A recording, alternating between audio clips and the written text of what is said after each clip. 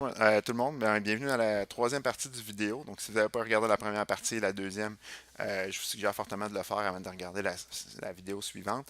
Maintenant, on va faire pour voir, dans la vidéo qui suit, on va regarder comment on peut faire pour calculer les sous-totals. En fait, inclure un champ TPS, TVQ et un grand total qui va se calculer automatiquement. Donc, pour pouvoir faire ça, on va devoir travailler ici. On avait vu qu'on a été capable d'aller soutirer de l'information de notre formulaire. Maintenant, on va travailler dans notre formulaire général, puis on va ajouter des champs calculés, un peu comme on l'avait fait au niveau des requêtes par le passé. Donc, ici, je vais agrandir l'information. En fait, l'agrandir le champ pour avoir un petit peu plus d'espace. Maintenant que j'ai mon sous-total, je vais vouloir faire un calcul des TPS et des TVQ. Donc, ce que je vais faire, je vais venir inscrire un champ calculé ici. Je vais appeler TPS, simplement. Puis ici, je vais l'appeler valeur TPS. Ensuite, je vais mettre un autre champ ici que je vais appeler, vous comprenez, TVQ. Puis je vais l'appeler ici valeur TVQ. Puis finalement, un dernier champ que je vais ajouter, un petit peu, juste faire un petit peu d'espace,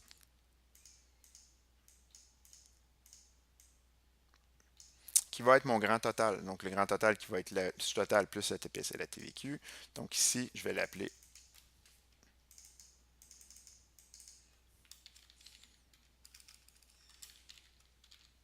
grand total 2 points. Je vais juste ajouter mes 2 points ici. TPS, je vais mettre le 2 points également. Donc, vous voyez que j'ai mis mes champs. Maintenant, il va me rester qu'à les calculer. J'ai mis mes valeurs TPS ici, c'est valide. Valeur TVQ, c'est valide. Et là, ici, le grand total, valeur du grand total, qu'on va pouvoir afficher comme ça. Donc, comment on fait pour calculer la TPS? C'est simple. En fait, on va faire égal parce que c'est un champ qui est de type calculé. On voyait qu'on avait ici total facture démo qui était le nom de mon champ. Pour simplifier le tout, j'ai changé d'idée, je vais l'appeler valeur sous total. Vous voyez qu'on peut changer les champs en tout temps. Donc, c'est plus simple. Donc, pour calculer le TPS, je vais faire un égal. Je vais aller chercher la valeur sous total. Puis, je vais le multiplier par la valeur de la TPS. Je pourrais le faire sous forme de aller chercher l'information tirée d'une table pour les fins de la démonstration, puis pour simplifier le tout, là, parce que je sais que vous manquez un petit peu de temps, on va simplement le multiplier par 0,05. Ensuite, au niveau de la TVQ, mais la TVQ maintenant, c'est beaucoup plus simplifié. Ça se calcule de la même façon. Donc, je vais mettre valeur sous total, que je vais multiplier également par 0,985, je crois, qui est la valeur de ma la taxe de vente du Québec. Donc, j'ai mes valeurs ici, mon calcul de la TPS et de la TVQ. Le dernier, qui était le calcul du grand total. Le grand total va être composé de quoi? Il va être calculé de la valeur sous total, plus le champ qu'on vient de calculer, donc la valeur TPS, plus la valeur TVQ. Et voilà. Donc, vous avez la possibilité comme ça d'avoir les champs qui devraient normalement être calculés. La dernière chose qui va nous rester à voir, puis je vais les sélectionner les trois, c'est de s'assurer que le format qui sont ici, en fait, qui vont tous être de format de type numérique, monétaire en fait, excusez-moi. Donc on va prendre un format monétaire. Puis regardez ici, il y a un petit problème d'alignement. On va juste les mettre toutes bien alignées. Donc pour faire ça, je peux utiliser la fonctionnalité ici, là, donc d'alignement. Puis je vais toutes les aligner sur la gauche.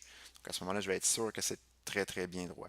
Puis là, si je veux faire rapidement, je peux aligner mon sous-formulaire et l'ensemble des choses ici.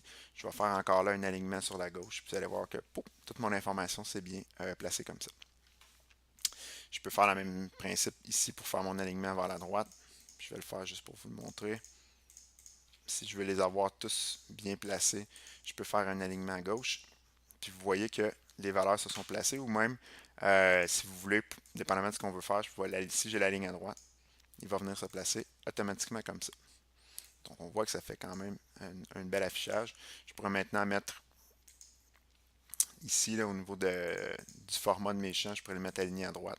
Puis là, éventuellement, vous voyez que mon formulaire se bâtit relativement, euh, il est bien fait, puis à ce moment-là, ça va relativement vite. Donc, si vous comprenez également que pour les fins de vidéo, je ne passerai pas en détail comment spécifier, tu sais, qu'ici, on devrait mettre le numéro de la facture et ainsi de suite.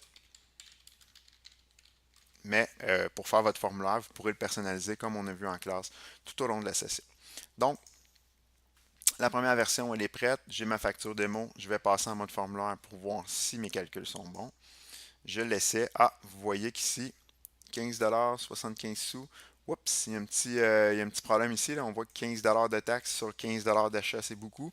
Donc, c'est 0,075, 0,85, je pense. La valeur que j'ai calculée n'est pas la bonne. Évidemment, mon sous-total n'est pas bon non plus. Donc, je vais aller corriger ça. Je vais en mode création. Ici, là, regardez, c'est pas 98% de taxes, mais bien 0,985. Je sauvegarde. Je vais en mode formulaire. Puis vous voyez que maintenant, mes taxes se sont calculées. Bon, il y a quelques petits soucis au niveau de mon affichage. On pourra les changer plus tard, mais vous voyez que normalement, tout ça est dynamique. De plus, si je viens ici, puis j'ajoute par exemple un item supplémentaire, donc des bananes, si j'en mets par exemple 50 bananes à 4 ça va me faire 200 Vous voyez que mon sous-total a changé, mes valeurs de taxes ont changé et mon grand total a fonctionné également. Donc, on a la possibilité comme ça de faire des champs calculés et de les afficher à l'usager en fonction de ce qu'on veut faire. Si vous voulez les avoir sur un autre format, vous avez la possibilité d'aller jouer en mode design avec ici, là, de supprimer. Donc, dans tous les formulaires, on pourrait venir retirer la bordure. Donc là, ici, j'ai une bordure pleine. Je pourrais mettre une bordure de type transparente, ce que devrait faire normalement. Si je mets la bordure dans l'onglet de droite de type transparente, la valeur ne s'affichera pas. Donc, si c'est quelque chose que vous aimeriez avoir, vous avez la possibilité de le faire également. Si vous voulez changer les couleurs, mettre en gras, vous avez la possibilité de le faire également. Des fois, ça peut être utile pour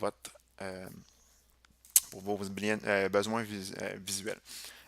Rapidement ici, je vais juste mettre le grand total en gras pour faire en sorte qu'on le voit bien en évidence. Donc, je vais venir le placer via le format en gras. Puis, je vais même le mettre un petit peu plus gros. Donc, on le voit bien là. Donc, le grand total. Puis, tantôt, on voyait qu'il n'était pas aligné comme les autres. Donc, là, je le mets comme ça. Je le mets un petit peu plus gros. Puis, j'essaie d'ajouter un petit peu ici de hauteur. Puis encore. Et voilà. Donc là, en faisant ça, je vais avoir mon grand total de facture qui va être en gros. Donc, je pourrais utiliser comme ça le mode Access pour créer mes champs qui sont calculés. Pour la dernière partie de vidéo, donc la dernière étape, on va regarder maintenant comment on représente le tout sous forme d'une facture imprimée, puis en même temps comment on fait dans le formulaire pour générer l'impression directement de notre facture. Donc, j'espère que ça vous a plu. Restez à l'écoute, puis on se redonne. Merci beaucoup d'avoir écouté la vidéo. Merci.